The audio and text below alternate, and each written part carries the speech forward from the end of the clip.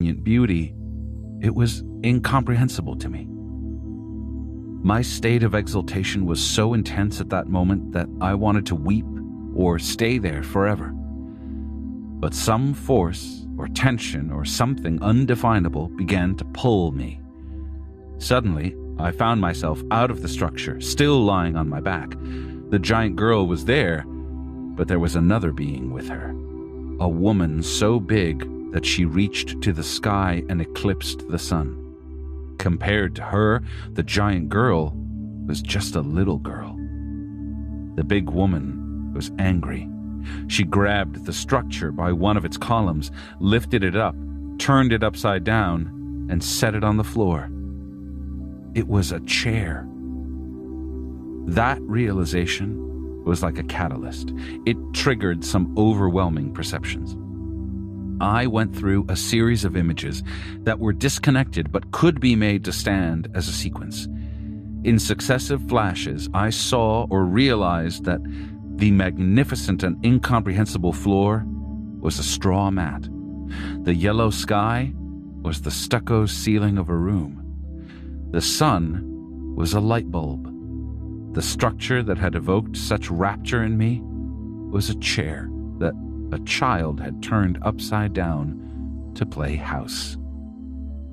I had one more coherent and sequential vision of another mysterious architectural structure of monumental proportions.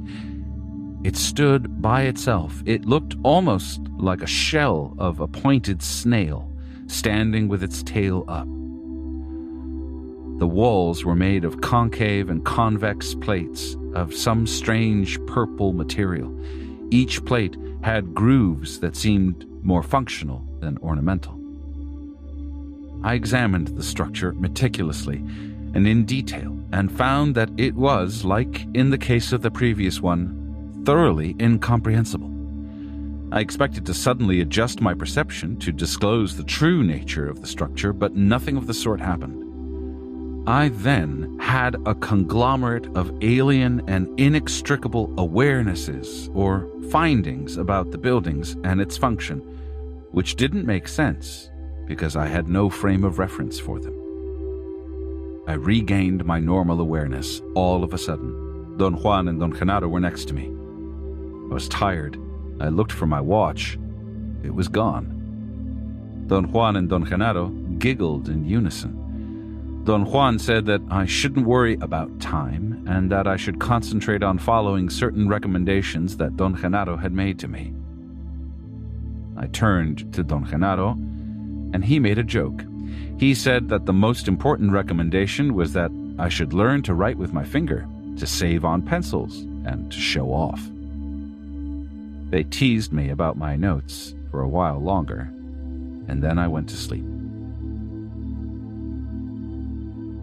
Don Juan and Don Genaro listened to the detailed account of my experience, which I gave them at Don Juan's request after I woke up the next day.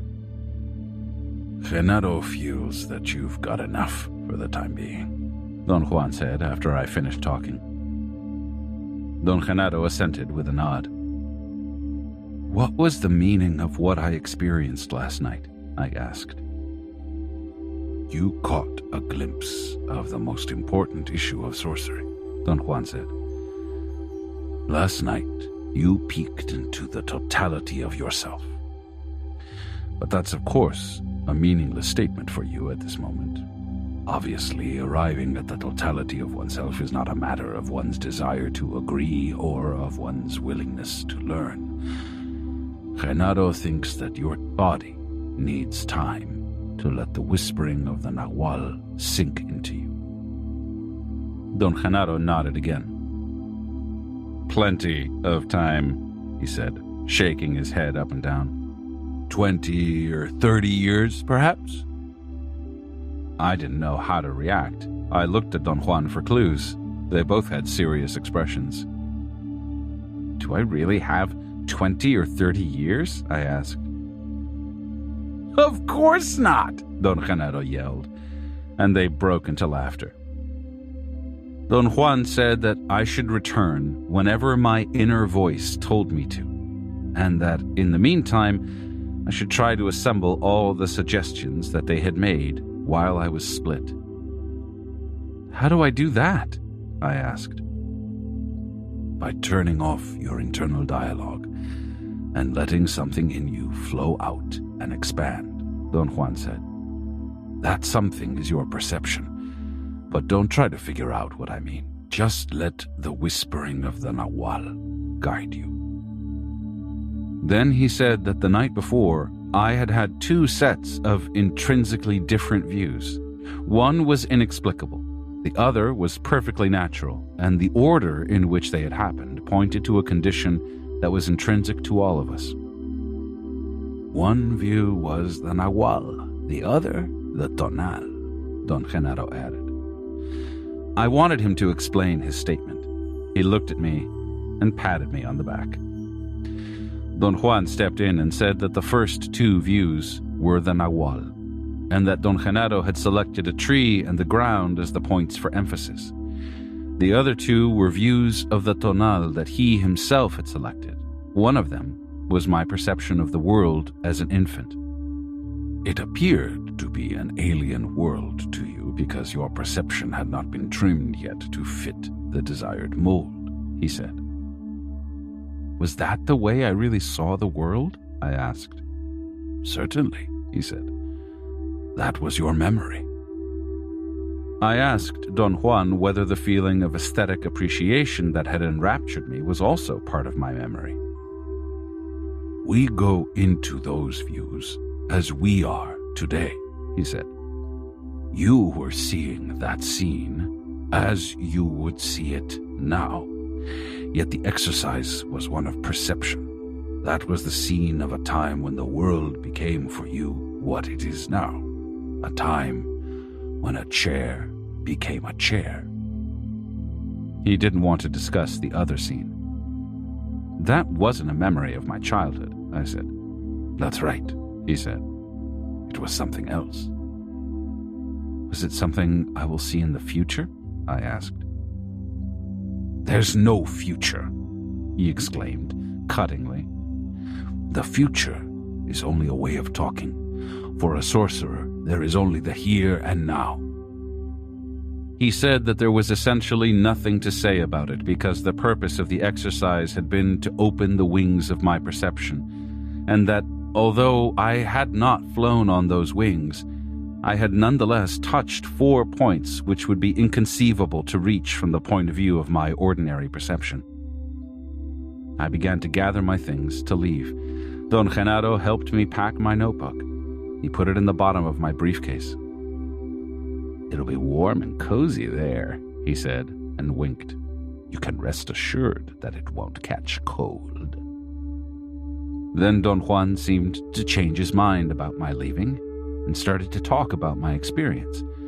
I automatically tried to grab my briefcase from Don Genaro's hands, but he dropped it to the floor before I touched it. Don Juan was talking with his back turned to me. I scooped up the briefcase and hurriedly searched for my notebook. Don Genaro had really packed it so tightly that I had a hellish time getting to it. Finally, I took it out and began to write. Don Juan and Don Genaro were staring at me. You're in terrible shape, Don Juan said, laughing. You reach for your notebook as a drunkard reaches for the bottle. As a loving mother reaches for her child, Don Genaro snapped. As a priest reaches for his crucifix, Don Juan added. As a woman reaches for her panties, Don Genaro yelled.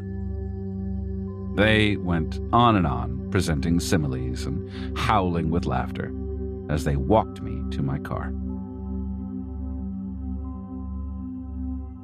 Part 3. The Sorcerer's Explanation.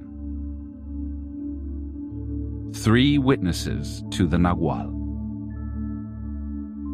Upon returning home, I was faced again with the task of organizing my field notes.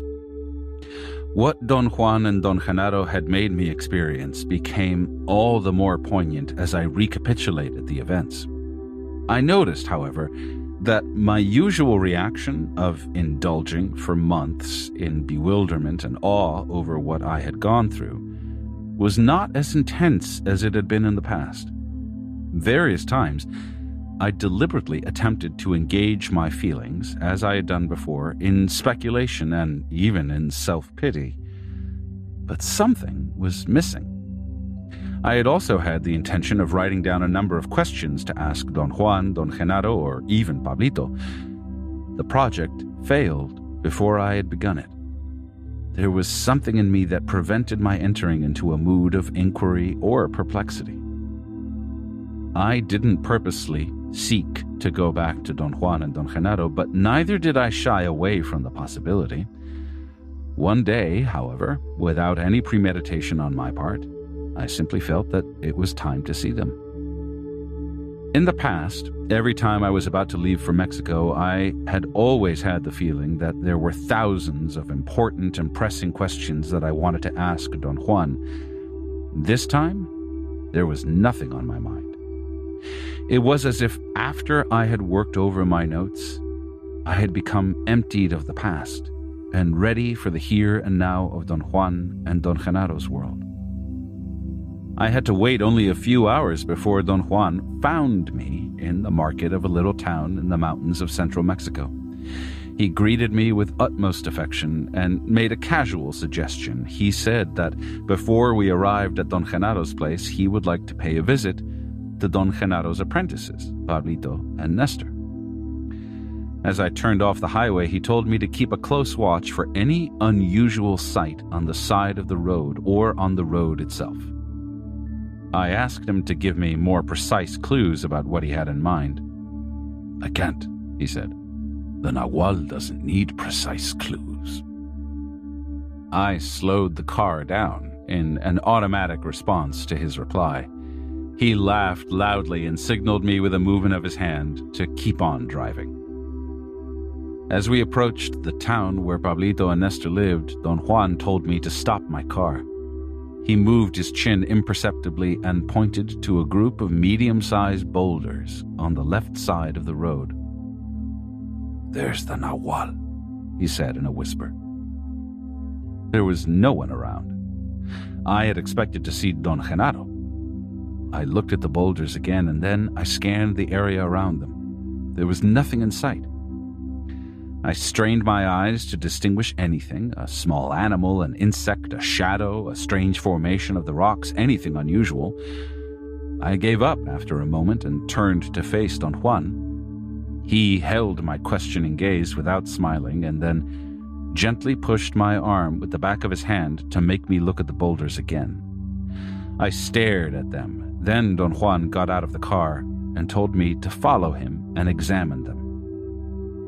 We walked slowly on a gentle slope for about 60 or 70 yards to the base of the rocks. He stood there for a moment and whispered in my right ear that the Nahual was waiting for me right at that place. I told him that no matter how hard I tried, all I could distinguish were the rocks and a few tufts of weeds and some cactuses.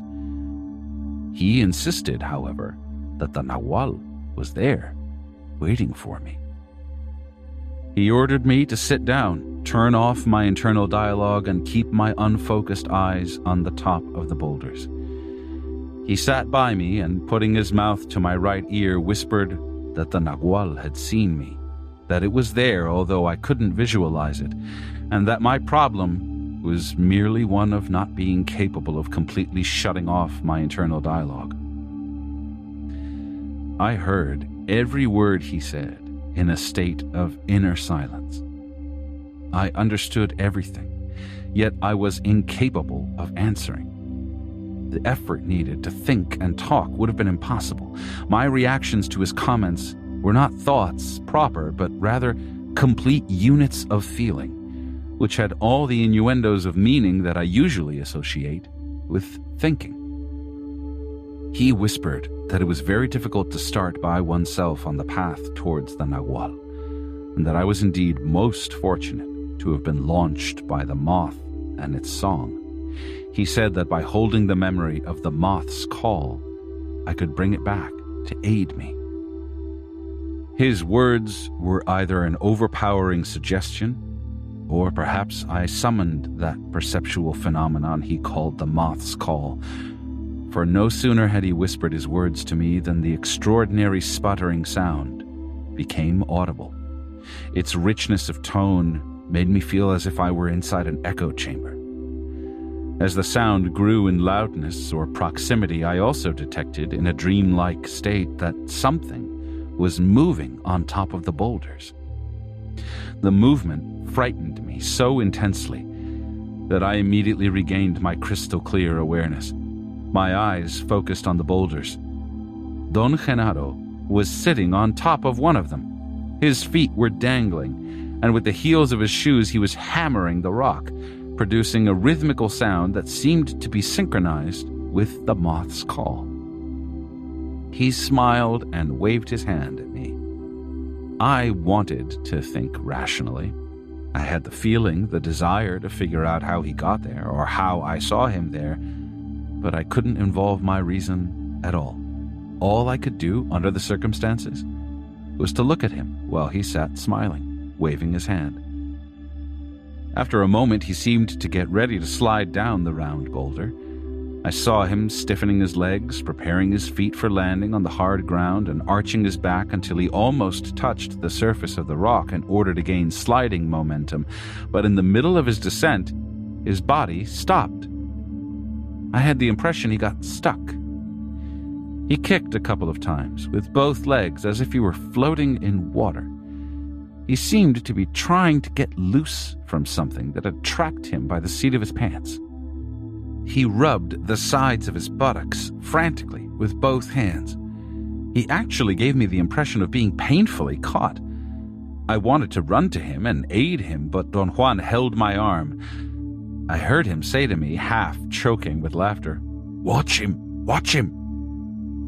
Don Genaro kicked, contorted his body, and wiggled from side to side as if he were loosening a nail. Then I heard a loud pop, and he glided, or was hurled, to where Don Juan and I were standing.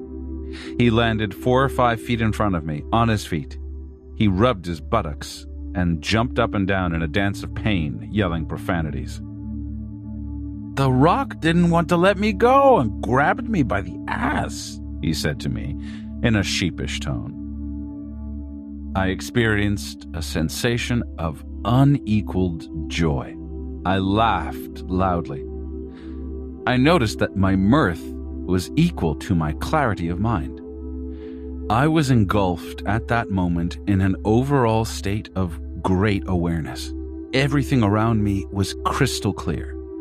I had been drowsy or absent-minded before because of my inner silence, but something in Don Genaro's sudden appearance had created a state of great lucidity.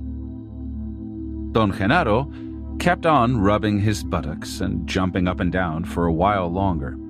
Then he limped to my car, opened the door, and crawled into the back seat. I automatically turned around to talk to Don Juan. He wasn't anywhere in sight. I started to call him out loud. Don Genaro got out of the car and began to run around in circles, also calling Don Juan's name in a shrill, frantic tone. It was only then, as I watched him, that I realized he was mimicking me. I had an attack of such an intense fear upon finding myself alone with Don Genaro that I had run around the car 3 or 4 times in quite an unconscious manner, yelling Don Juan's name. Don Genaro said that we had to pick up Pablito and Nestor and that Don Juan would be waiting for us somewhere along the way. After I had overcome my initial fright, I told him that I was glad to see him. He teased me about my reaction. He said that Don Juan was not like a father to me, but rather like a mother.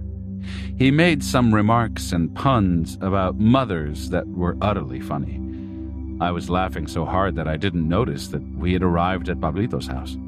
Don Genaro told me to stop, and he got out of the car. Pablito was standing by the door of his house. He came running and got in the car and sat next to me in the front. "Let's go to Nestor's place," he said, as if he were in a hurry. I turned to look for Don Genaro. He wasn't around. Pablito urged me in a pleading voice to hurry. We drove up to Nestor's house. He was also waiting by the door. We got out of the car. I had the feeling that the two of them knew what was going on. "Where are we going?" I asked. "Didn't Genaro tell you?" Pablito asked me with a tone of incredulity. I assured them that neither Don Juan nor Don Genaro had mentioned anything to me. "We're going to a power place," Pablito said. "What are we going to do there?" I asked. They both said in unison that they didn't know. Nestor added that Don Genaro had told him to guide me to the place. "Did you come from Genaro's house?" Pablito asked. I mentioned that I had been with Don Juan and that we had found Don Genaro on the way and that Don Juan had left me with him. "Where did Don Genaro go?" I asked Pablito. But Pablito didn't know what I was talking about. He had not seen Don Genaro in my car. "He drove with me to your house," I said. "I think you had the Nahual in your car," Nestor said in a frightened tone. He didn't want to sit in the back and crammed next to Pablito in the front. We drove in silence, except for Nestor's short commands to show the way. I wanted to think about the events of that morning, but somehow I knew that any attempt to explain them was a fruitless indulging on my part. I tried to engage Nestor and Pablito in a conversation. They said that they were too nervous inside the car and couldn't talk. I enjoyed their candid reply and didn't press them any further. After more than an hour's drive, we parked the car on a side road and climbed up the side of a steep mountain. We walked in silence for another hour or so with Nestor in the lead, and then we stopped at the bottom of a huge cliff, which was perhaps over 200 feet high, with a nearly vertical drop. With half-closed eyes, Nestor scanned the ground, looking for a proper place to sit. I was painfully aware that he was clumsy in his scanning movements. Pablito, who was next to me, seemed at various times to be on the verge of stepping in and correcting him, but he restrained himself and relaxed. Then Nestor selected a place after a moment's hesitation. Pablito sighed with relief. I knew that the place Nestor had selected was the proper one, but I couldn't figure out how I knew that. Thus, I involved myself in the pseudo-problem of imagining what place I would have selected myself if I had been leading them. I couldn't, however, even begin to speculate on the procedure I would have followed. Pablito was obviously aware of what I was doing. "You can't do that," he whispered to me. I laughed with embarrassment, as if he had caught me doing something illicit. Pablito laughed and said that Don Genaro always walked around in the mountains with both of them and gave each of them the lead from time to time, so he knew that there was no way of imagining what would have been one's choice. "Genaro says that the reason why there's no way to do that is because there are only right and wrong choices," he said. "If you make a wrong choice, your body knows it, and so does the body of everyone else. But if you make a right choice, the body knows that and relaxes and forgets right away that there was a choice. You reload your body, see, like a gun, for the next choice. If you want to use your body again for making the same choice, it doesn't work." Nestor looked at me. He was apparently curious about my taking notes. He nodded affirmatively, as if agreeing with Pablito, and then smiled for the first time. 2 of his upper teeth were crooked.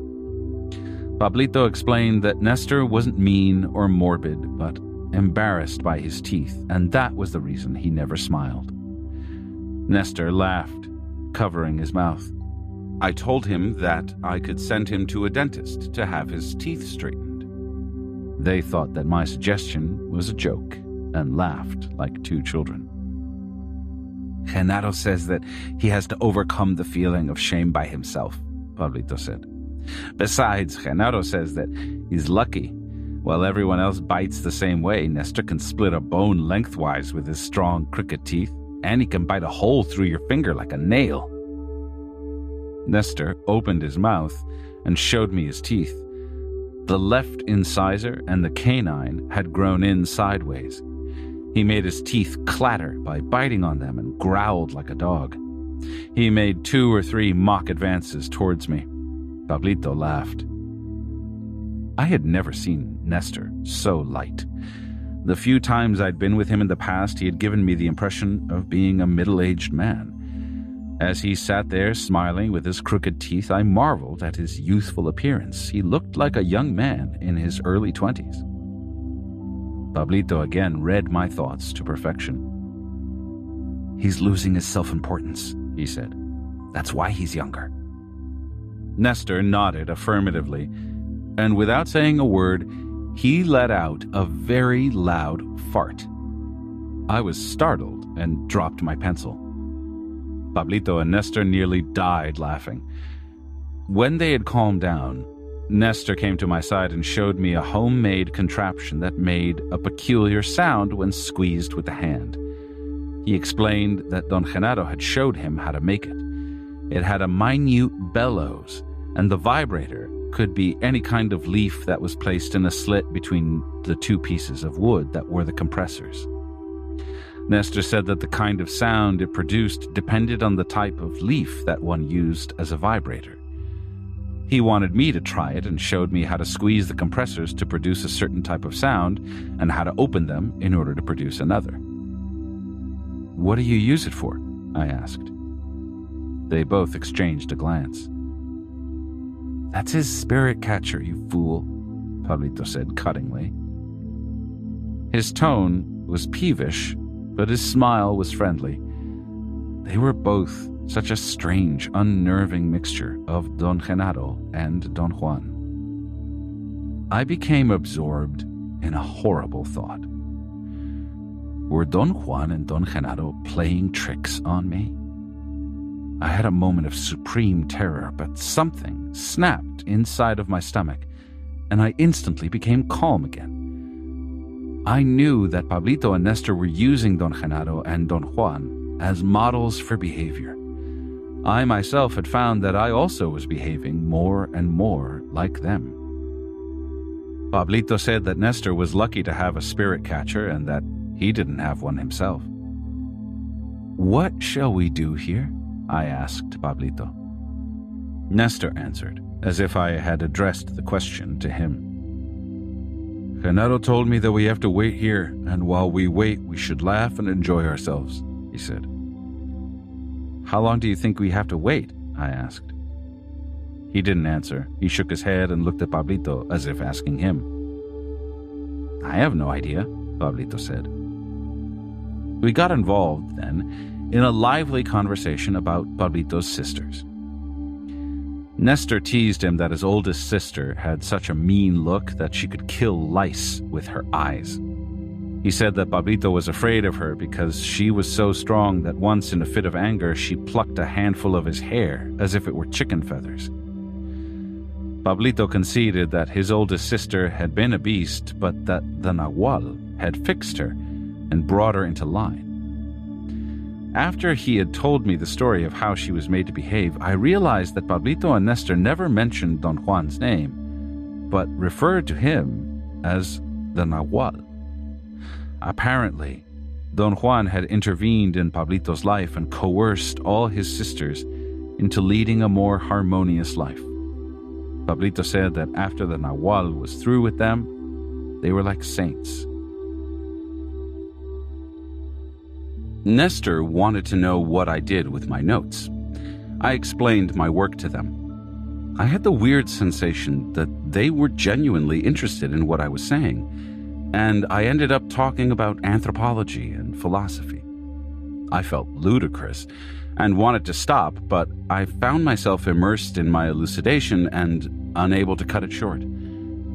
I had the unsettling sensation that both of them, as a team, were somehow forcing me into that lengthy explanation. Their eyes were fixed on me.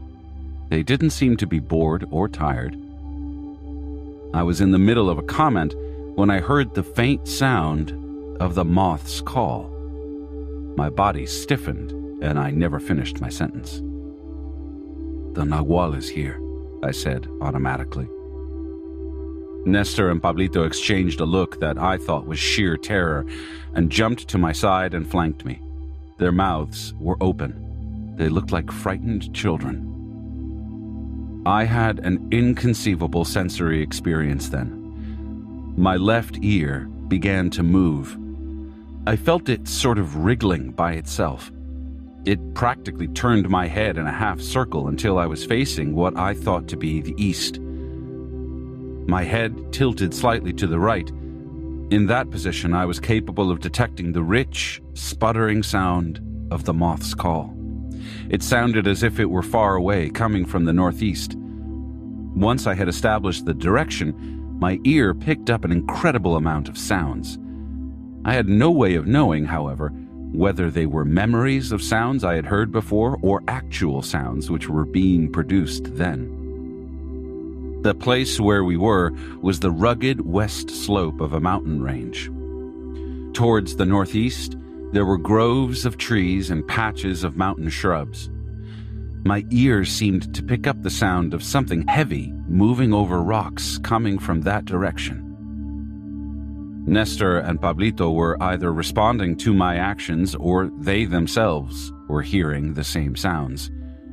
I would have liked to ask them, but I didn't dare.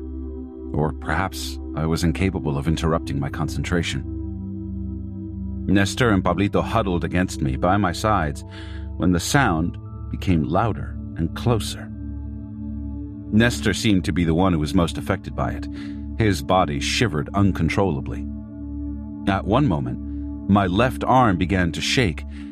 It raised without my volition until it was almost level with my face, and then it pointed to an area of shrubs. I heard a vibratory sound, or a roar.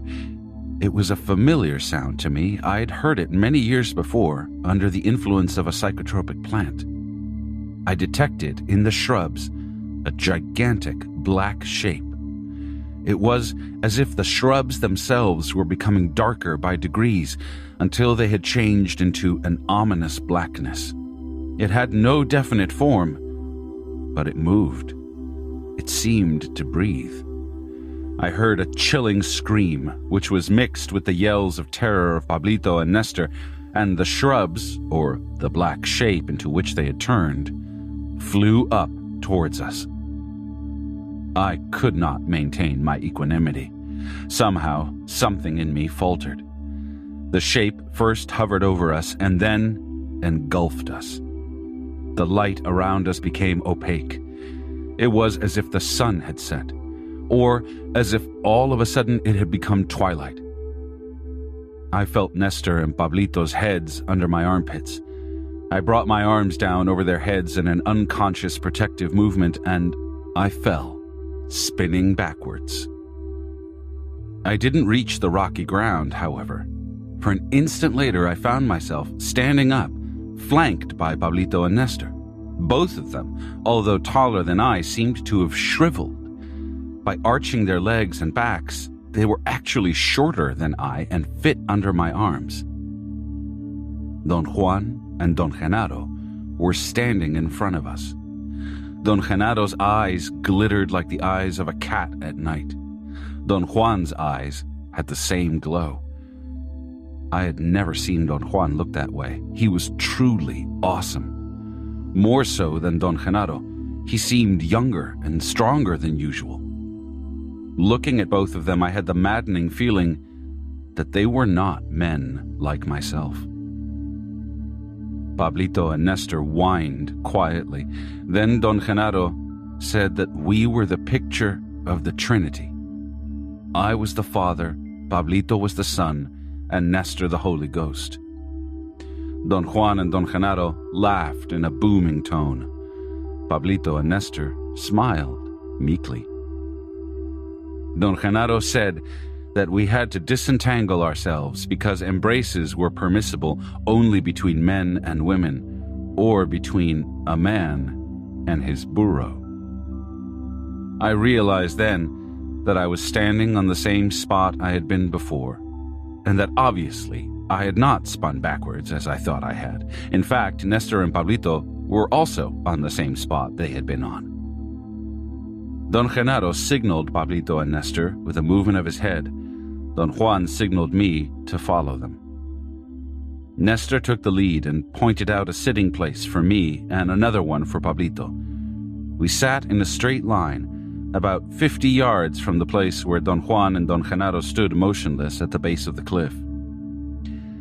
As I kept on staring at them, my eyes went involuntarily out of focus. I knew I had definitely crossed them because I was seeing 4 of them.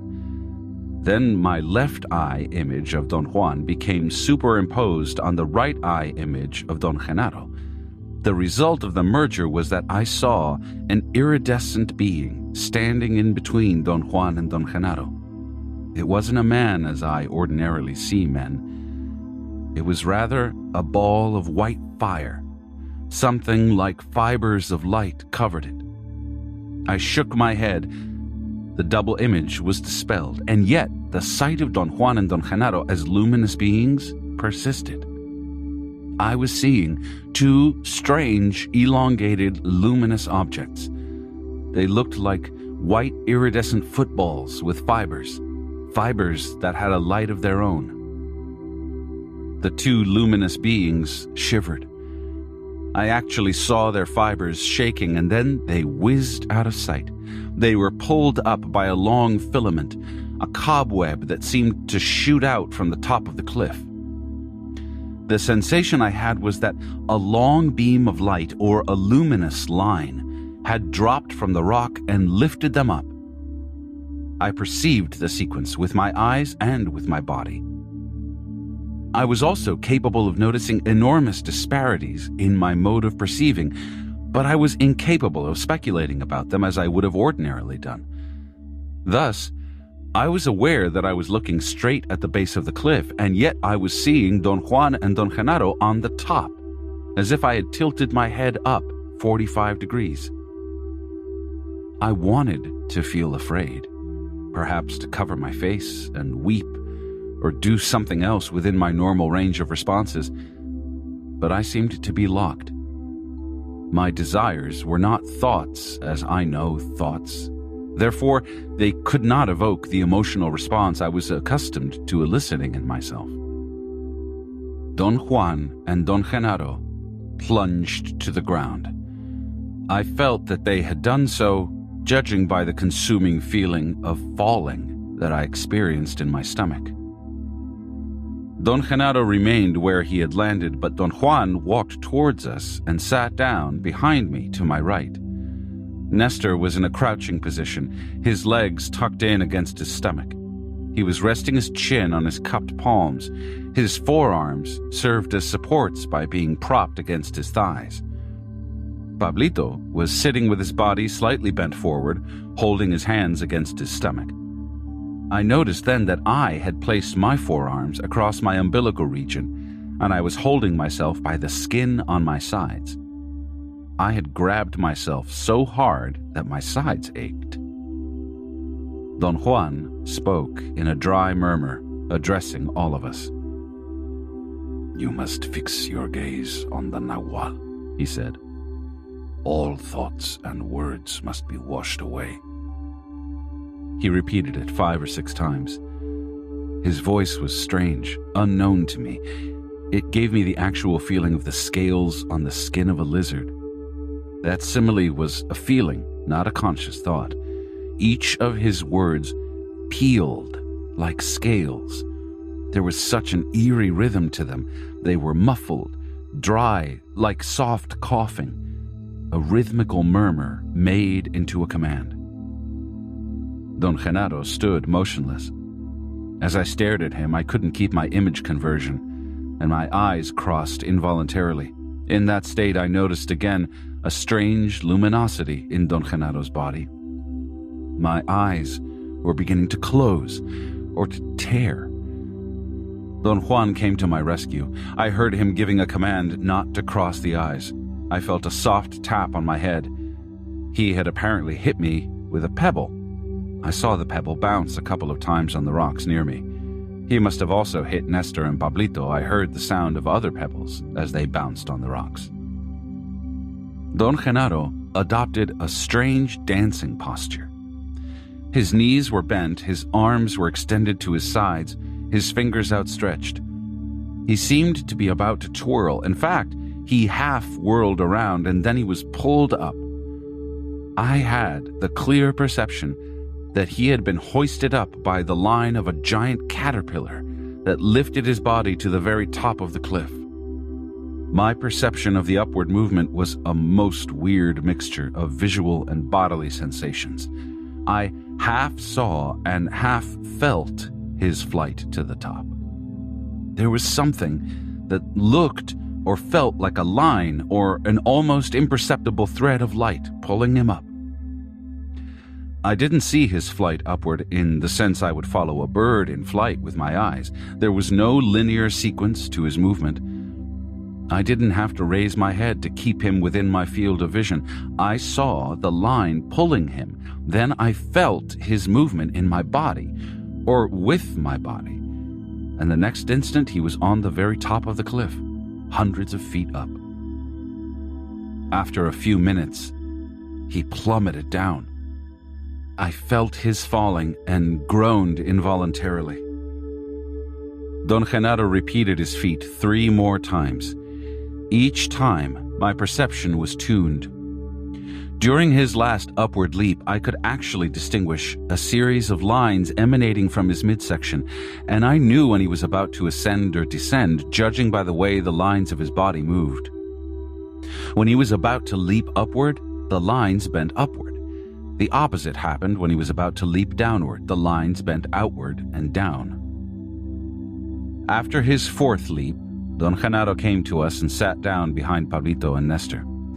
Then Don Juan moved to the front and stood where Don Genaro had been. He stood motionless for a while. Don Genaro gave some brief instructions to Pablito and Nestor. I didn't understand what he had said.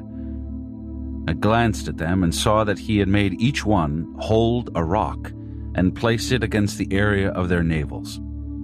I was wondering whether I also had to do that when he told me that the precaution didn't apply to me, but nonetheless, I should have a rock within reach just in case I got ill.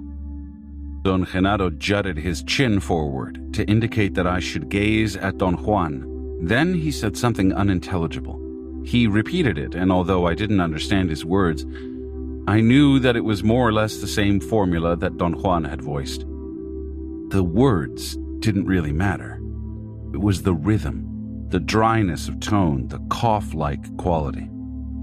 I had the certainty that whatever language Don Genaro was using was more appropriate than Spanish for the staccato quality of the rhythm. Don Juan did exactly as Don Genaro had initially done, but then, instead of leaping upward, he twirled around like a gymnast. In a semi-aware way, I expected him to land on his feet again. He never did. His body kept on twirling a few feet above the ground. The circles were very rapid at first, then they slowed down. From where I was, I could see Don Juan's body hanging like Don Genaro's body had from a thread-like light. He whirled slowly, as if allowing us to fully view him. Then he began to ascend. He gained altitude until he reached the top of the cliff. Don Juan was actually floating, as if he had no weight. His turns were slow and evoked the image of an astronaut in space whirling around in a state of weightlessness. I got dizzy as I watched him. My feeling of getting ill seemed to trigger him, and he began to whirl at a greater speed. He moved away from the cliff, and as he gained speed, I became utterly sick. I grabbed the rock and placed it on my stomach. I pressed it against my body as hard as I could. Its touch soothed me a bit. The act of reaching for the rock and holding it against me had allowed me a moment's break. Although I hadn't taken my eyes away from Don Juan, I had nevertheless broken my concentration. Before I reached for the rock, I felt that the speed which his floating body had gained was blurring his shape. He looked like a rotating disc, and then a light that was spinning. After I had placed the rock against my body, his speed diminished. He looked like a hat floating in the air, a kite that bobbed back and forth. The movement of the kite was even more unsettling. I became uncontrollably ill. I heard the flapping of bird wings, and after a moment of uncertainty, I knew that the event had ended. I felt so ill and exhausted that I lay down to sleep. I must have dozed off for a while. I opened my eyes when someone shook my arm. It was Pablito. He spoke to me in a frantic tone and said that I could not fall asleep, because if I did, all of us would die. He insisted that we had to leave right away, even if we had to drag ourselves on all fours. He also seemed to be physically exhausted. In fact, I had the idea that we should spend the night there. The prospect of walking to my car in the dark seemed most dreadful to me. I tried to convince Pablito, who was getting more frantic. Nestor was so ill that he was indifferent. Pablito sat down in a state of total despair. I made an effort to organize my thoughts. It was quite dark by then, although there was still enough light to distinguish the rocks around us. The quietness was exquisite and soothing. I enjoyed the moment fully, but suddenly my body jumped. I heard the distant sound of a branch being cracked. I automatically turned to Pablito. He seemed to know what had happened to me. We grabbed Nestor by the armpits and practically lifted him up. We dragged him and ran. He, apparently, was the only one who knew the way. He gave us short commands from time to time. I wasn't concerned with what we did. My attention was focused on my left ear, which seemed to be a unit independent from the rest of me. Some feeling in me forced me to stop every so often and scan the surroundings with my ear. I knew something was following us. It was something massive. It crushed small rocks as it advanced. Nestor regained a degree of composure and walked by himself, holding onto Pablito's arm occasionally. We arrived at a group of trees. By then, it was completely dark. I heard a sudden and extremely loud cracking sound. It was like the cracking of a monstrous whip that lashed the tops of the trees. I could feel a wave of some sort rippling overhead. Pablito and Nestor screamed and scrambled out of there at full speed. I wanted them to stop. I wasn't sure I could run in the dark, but at that instant, I heard and felt a series of heavy exhalations right behind me. My fright was indescribable. The three of us ran together until we reached the car. Nestor led us in some unknown way. I thought that I should leave them at their houses and then go to a hotel in town. I wouldn't have gone to Don Genaro's place for anything in the world, but Nestor didn't want to leave the car. Neither did Pablito, and neither did I. We ended up at Pablito's house. He sent Nestor to buy some beer and cola while his mother and sisters prepared food for us. Nestor made a joke and asked if he could be escorted by the oldest sister in case he was attacked by dogs or drunkards. Pablito laughed and told me that he had been entrusted with Nestor. "Who has entrusted you with him?" I asked. "Power, of course," he replied. "At one time, Nestor was older than me, but Genaro did something to him and now he's much younger. You saw that, didn't you?" "What did Don Genaro do?" I asked. "You know, he made him a child again. He was too important and heavy. He would have died if he wasn't turned younger." There was something truly candid and endearing about Pablito. The simplicity of his explanation was overwhelming to me. Nestor was, indeed, younger. Not only did he look younger, but he acted like an innocent child. I knew, without any doubt, that he genuinely felt like one. "I'll take care of him," Pablito continued. "Genaro says that it's an honor to look after a warrior. Nestor is a fine warrior." His eyes shone like Don Genado's. He patted me vigorously on the back and laughed. "Wish him well, Carlitos," he said. "Wish him well." I was very tired. I had a strange surge of happy sadness.